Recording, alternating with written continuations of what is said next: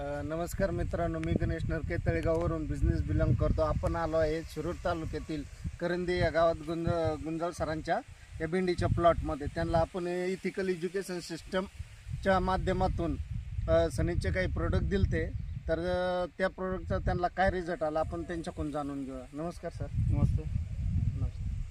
मी गणेश बाळासाहेब गुंजाळ, गाव करंदी.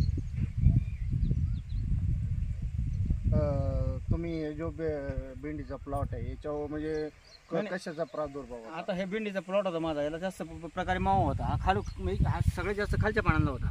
आणि एक तेले म्हणून नावाचा एक रोग असतो, पानं पूर्ण तेलकट असतात. पण तुमचं जे औषध मी यूज केल्यानंतर मला थोडासा फरक पडला. एक तुमचं 22 ते 23 तासानंतर, थोडक्यात समजा एक 25 तासानंतर ज्यावेळेस तुम्हाला पहिला कॉल केल्यानंतर मला जाणवलं की तेल थोडंसं कमी झालेलं आहे आपलं, आणि थोडंसं ना साईजमध्ये पण फरक पडली.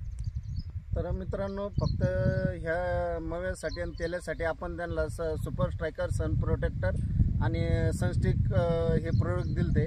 तर 25 तासाच्या आतमध्ये त्यांना जबरदस्त असा रिझल्ट आलेला आहे. तर मग शेतकऱ्यांनी हे जे सनेज कंपनीचे प्रोडक्ट आहे वापरले पाहिजे का?